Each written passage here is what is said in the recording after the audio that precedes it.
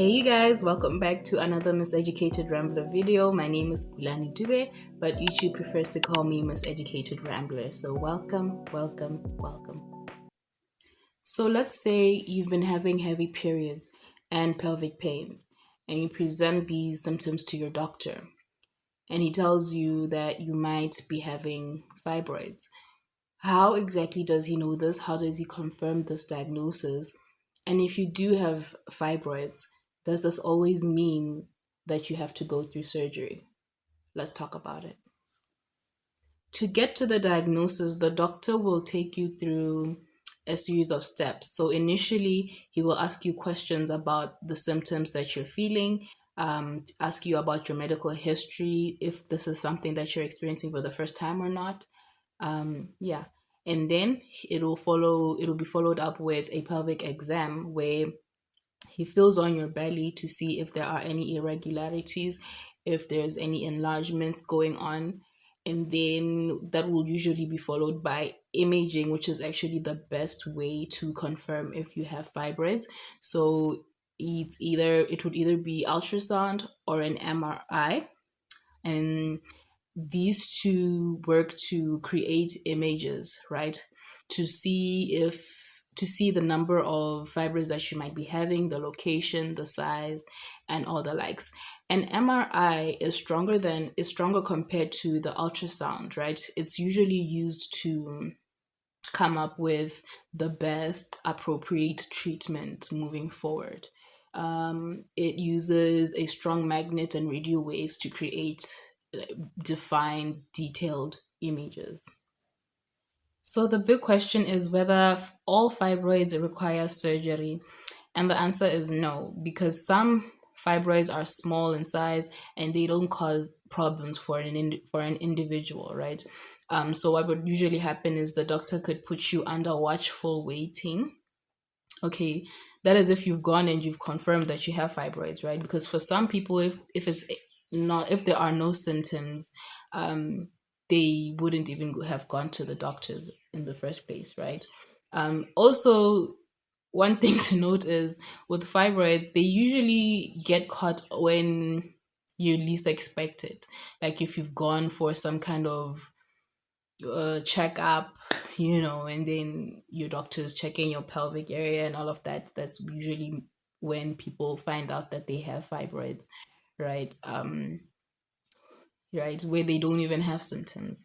So in those cases, the doctor would just observe the fibroid to see how it's growing, how it's impacting your life. If as time goes on it's giving you problems, then he would have to resort to treatment.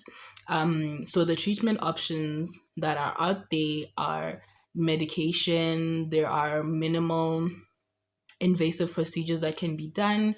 There's myomectomy that can be done and a hysterectomy. Okay, so with medication, the focus is treating or managing the symptoms that you're experiencing. So that is the heavy bleeding and the pain, right? So the medication doesn't target shrinking or getting rid of the fibroids itself.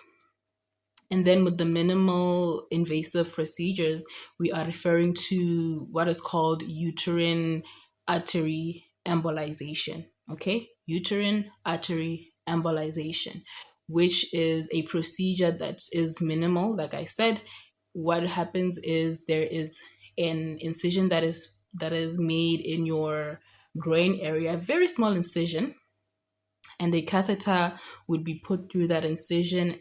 A catheter is like a tube, right? And it will travel all the way to wherever your fibroid is, and it targets the artery that is supplying blood to that particular fibroid. So when it gets there, when they arrive at that area, the doctor would inject some gelatin or tiny plastic in that area, and what that does is it cuts the blood supply to the fibroid, right? And if that happens, then over time the fibroid would then shrink because it's deprived of that nutrition, that blood. Okay, and what happens to that fibroid is it eventually becomes much smaller, and it basically is like scar tissue that remains there. In rare cases, though, there can be instances like with the case of the fibroids that grow in the uterine cavity in the uterus, right? Those ones can eventually, in rare cases, can eventually pass through the vagina, right? Yeah, so that's termed fibroid expulsion. Yeah, fibroid expulsion, where the fibroid is taken out of your body. Okay, and then there's myomectomy, which is a procedure that women that are aiming to preserve their uterus would take, right? So it's basically getting rid of the problem, which is the fibroid. So the fibroids are the ones that are taken out, yeah, that are cut out of the uterus. And then there's a hysterectomy, which is a surgery that involves removing the uterus completely, right? So remember that fibroids develop in the uterus, right? So if you get rid of the uterus, then you're getting rid of any chance that a fibroid would come back, right? Because fibroids have a tendency of growing back even after certain treatments, right? So I can see how it can be very annoying, and some people would opt for a hysterectomy to avoid having to go through all of these procedures, right? However, a hysterectomy is not for everyone, especially in cases where a person is trying to get pregnant and have a baby, because the uterus is the area where the baby grows. That's the space that the baby requires to grow in, right? So if you get rid of the uterus, you're getting rid of that area. And then another instance where someone wouldn't require a hysterectomy is for someone that doesn't need it at all. We've talked about, we've said that surgery is not always the answer, because it's not always that fibroids will be debilitating and disturbing your life in that way, right? So yeah, a hysterectomy deals with getting rid of the uterus, getting rid of the problem of fibroids completely. So, in closing, the best treatment that you decide to take, along with the advice of your doctor, depends on your age, depends on the symptoms that you're having, the location and the size of the fibroids, and whether you wish to be pregnant in the future, right?